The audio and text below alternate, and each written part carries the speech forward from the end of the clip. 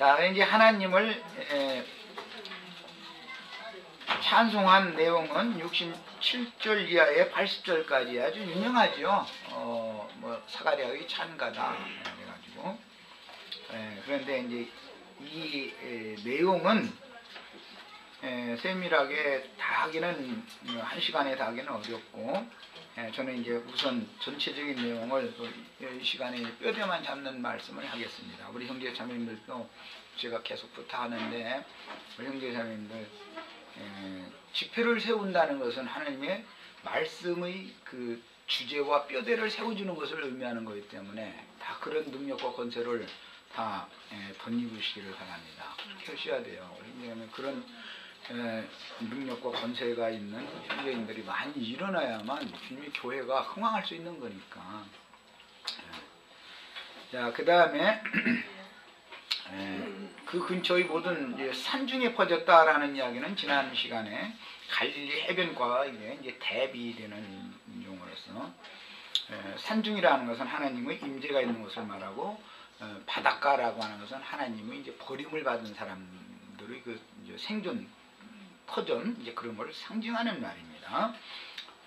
그 다음에 듣는 사람이 다 이 말을 마음에 두고 이 아이가 잠시 어찌 듣고 하니 주의 손이 저와 함께 하심이더라. 그랬으니까 요한에게 주님의 손이 함께 하셨다라는 것은, 이것은 뭐 이제 여러 가지 의미를 부여할 수 있겠지만 주님께서 친히 기르신다, 이제 그런 말과 관계가 되겠죠. 그러니까 80절에 아이가 자라며 심령이 강화해지며 이렇게 하는 문제와 이제 당연히 관련이 있습니다. 주의 손이 함께 하셨다, 요한과 함께 하신다라는 것은 주님께서 그를 붙들고 계시다, 그런 표현이니까. 자, 이제 67절 이하의 사가랴의 찬가 내용으로 들어갑니다. 지금 사가랴는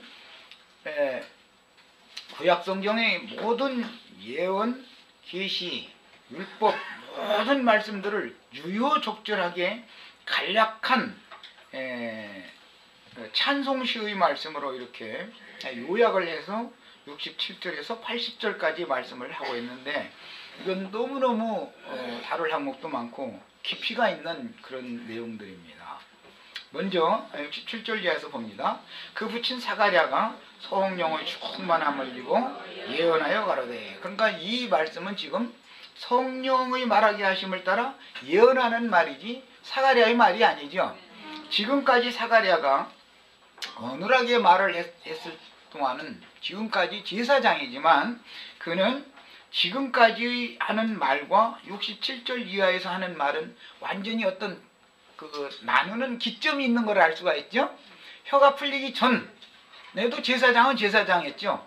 하나님의 말씀을 백성들에게 가르치는 제사장이었어요. 그렇지만 그는 어눌한 말을 했다. 모형적인 말, 그림자적인 말, 문자대로의 말, 이런 것을 말을 한 거예요. 그러나 이제 그런 모든 말씀들을 영으로 깨달은 다음에 예언을 하는 겁니다. 지금 하는 말이. 그러니까 이것은 지금까지는 사가랴가 지식적으로 혼적 기능을 가지고 전통에 따라서 랍비 학교에 가서 가르침 받은 것을 말을 했지만, 지금부터는 성령의 충만함을 따라서 성령께서 직접 지시하시고 보여주시고 말하게 하신 것을 말을 한다는 거예요. 이제 이렇게 될 때는 하나님의 말씀을 도둑질하는 사람이 아니고 거짓말하는 사람이 아니고 이제 참말하는 사람이 되는 것이죠. 지금까지는 사가랴는 사실 거짓말하는 거짓증이었던 거예요. 자, 찬송하리로다. 뭘 찬송하느냐? 이스라엘의 하나님이여 그 백성을 돌아보사. 속량하시며 돌아보사라는 것은 긍휼히 여겼다라는 말과도 관계가 있지만, 아이고 내가 지금 이 단어가 빨리 얼마 생각이 안 났는데, 권고라고도 번역이 됩니다. 돌아보사. 문맥에 따라서 어떤 데서는 권고하사 이렇게 번역도 합니다.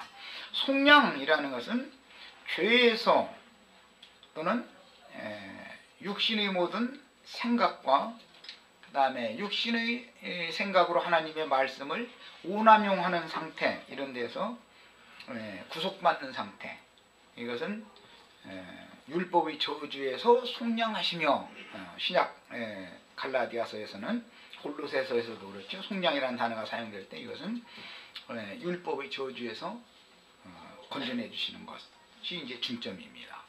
속량하시며 우리를 위하여 구원의 뿔을 그 종 다윗의 집에 일으키셨으니, 구원의 뿔에 관한 내용이 나왔는데, 원래 이 그 구원의 뿔이라고 하는 것은 재물을 죽이기 위하여 붙들어 매는 역할을 하는 것부터 이제 창세기 22장 3절에 보면 여호와께서 친히 번제물을 예비하실 때 수풀에 그 수양의 뿔이 걸렸다 이렇게 되어 있죠. 거기서부터 나오는 말이에요. 그러니까 하나님 앞에 제물로 드려질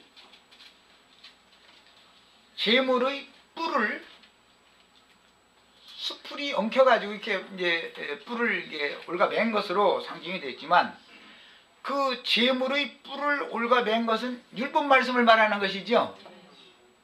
예수님이 율법으로 정죄를 받고 구원자이신 예수님이 율법으로 재판을 받잖아요. 우리의 법에 의하면 저는 반드시 죽일 자다. 그래서 율법에 따라서 재판을 받는 거잖아요. 그게 이제 창세기 22장에서 이삭을 대신해서 하나님이 예비하신 수양의 뿔이 수풀에 걸려서 이렇게 묶여 있는 것을 실현하는 거잖아요. 그래서 예수님은 육신으로 오셔서 율법 말씀에 의해서 그분이 묶여가지고 율법에 따라서 재판을 받고 죽고 장사되고 부활하심으로 구원의 뿔이 되셨죠. 이제 그랬는데 구약의 율법에는 지단의 뿔이 있고 분향단의 뿔이 있습니다. 제단에도 네 귀퉁이에 뿔을 만들죠. 번제단은 마당에 있는 거고, 분향단은 히브리서에서는 지성소에 있는 걸로 되어 있지만, 원은 대제사장이 지성소로 들어가기 위하여 휘장이 열리게 되려면 분향단 뿔의 권능을 받아야만 구원의 길이 열리는 거예요. 그건 이제 기도를 상징하는 건데, 향을 사른다 이 말은. 그래서 구원은 반드시 두 단계가 있습니다.